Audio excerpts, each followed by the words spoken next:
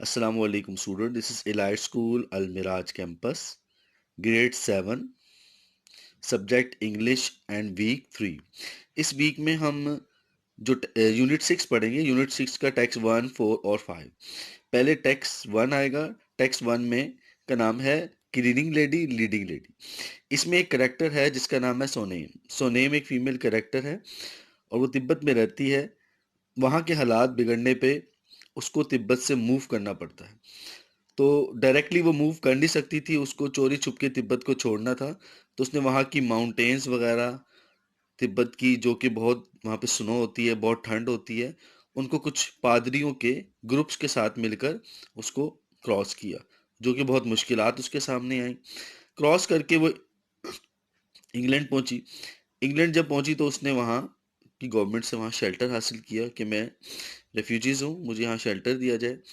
वो वहाँ इंग्लैंड में लोगों के घरों का सफाई करती थी, काम करती थी, और उससे करते करते थोड़े थोड़े पैसे उसने इकट्ठे करने शुरू कर दिए। फिर उसने कॉन्सर्ट, म्यूजिक कॉन्सर्ट यानी कुछ सिंगिंग करनी शुरू कर दी। उससे भी वो पैसे जमा करती थी और उन पैसों को क्या करती थी, वो तिब्बत के लोगों को भिजवाती थी, जो वहाँ मजलूम लोग हैं, गरीब लोग हैं, उनको भिजवाती थी और उनकी मदद करती थी। और कई साल तक वो अपनी फैमिली से नहीं मिल सकी। वो चाहती थी कि मैं कुछ पैसे इकट्ठा करूं, अपने तिब्बत के लोगों को पैसे भेजूं ताकि उनके हालात ठीक हों। वो उसकी एक बेटी भी थी। वो चाहती थी कि जैसे मैंने इतनी मुश्किल ज़िंदगी गुजारी है, सफाइयाँ की हैं और इतनी मेहनत की है, और अब आके कुछ बेटर ज़िंदगी हुई है, मेरी बेटी को ये मुश्किलात का सामना ना करना पड़े। इसलिए उसने बहुत ज़्यादा अपनी स्ट्रगल की।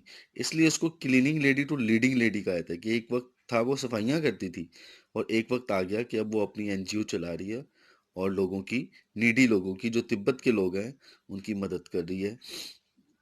इसके वर्ड्स मीनिंग है हैरोइंग, कंफ्यूजिंग है, अबेंडन, किसी चीज़ को छोड़ना। इस तरह मेक बोथ एंड्स मीट, बहुत मुश्किल से गुजारा करना। To live hardly,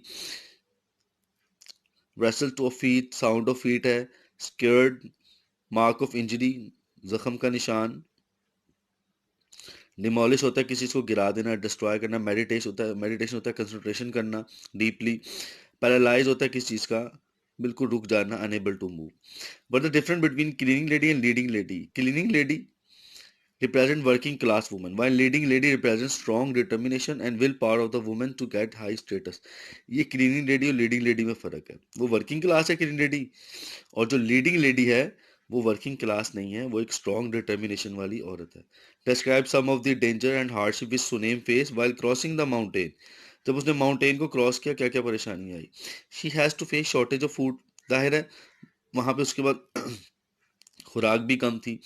fear of animal, mountains पे रीछ वगैरह मुख्तलिफ किस्म के जानवर होते हैं, उनका भी डर होता है।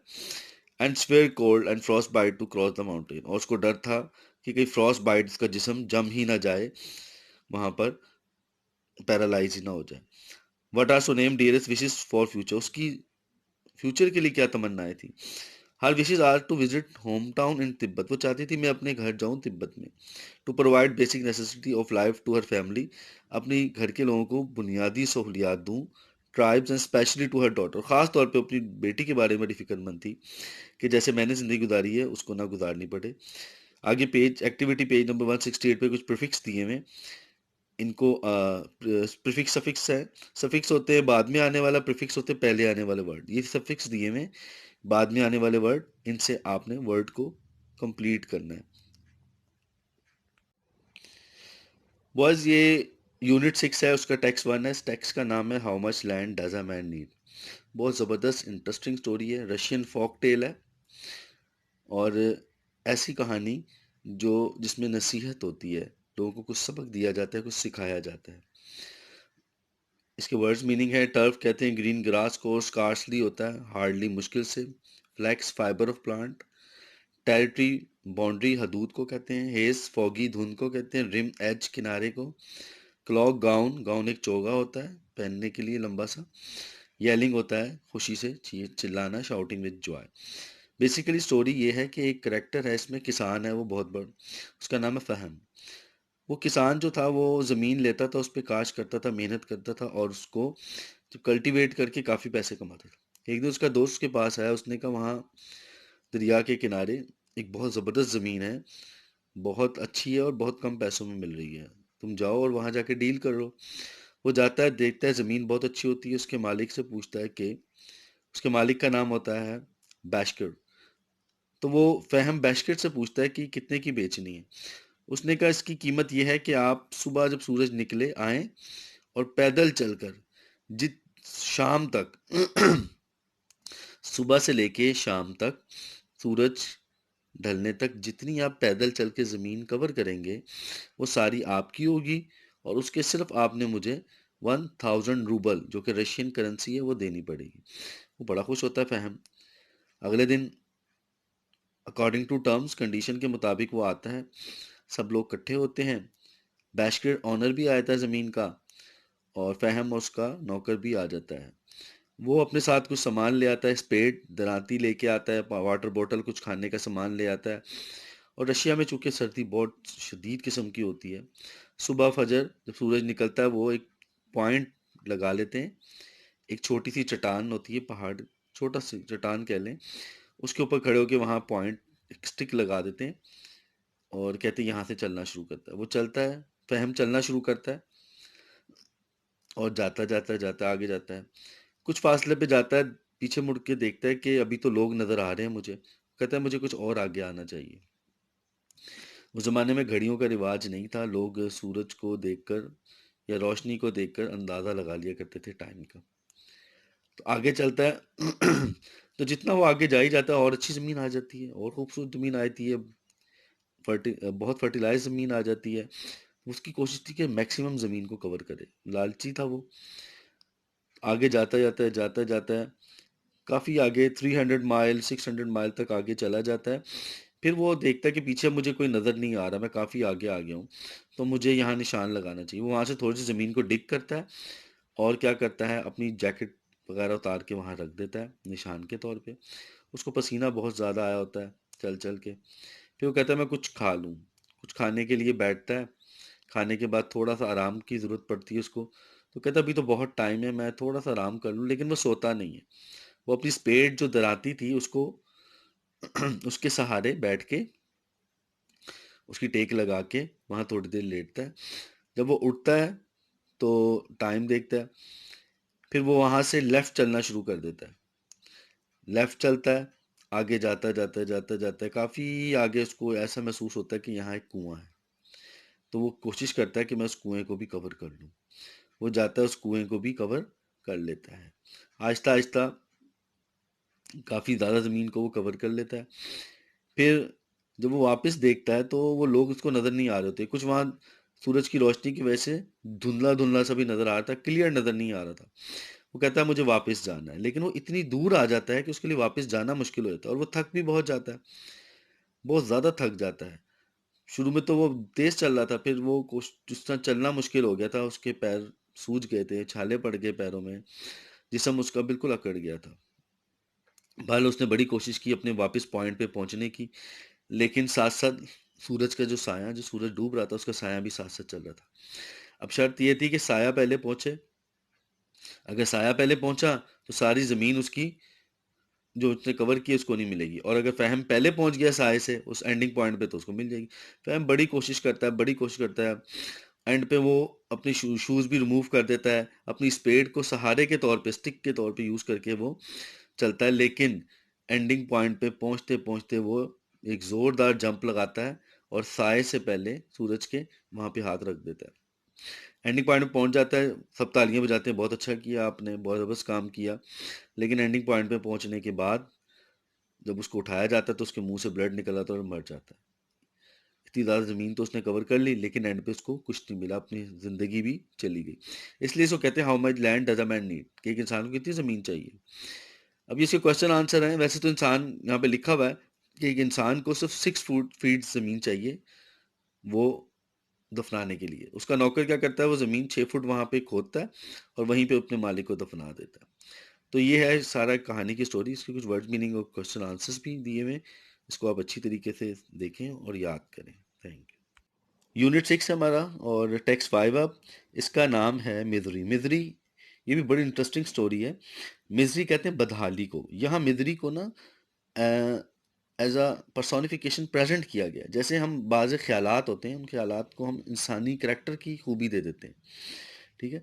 इसी तरह मिदरी, ये एक एब्स्ट्रैक्ट नाउन है, लेकिन मिदरी को यहाँ एक करैक्टर के तौर पे शो किया गया कि ये भी एक लिविंग थिंग नहीं होता। जैसे अब वो कह रहे दो मियाँ बीवी हैं, मिदरी उनके घर में आके रहती। अब जब से मिदरी उनके घर में रह रही है, ना तो उनकी फसल और सही उगती है, ना उनके गार्डन पे फूल उगते हैं, ना उनकी मुर्गियाँ अंडे देने छोड़ देती है।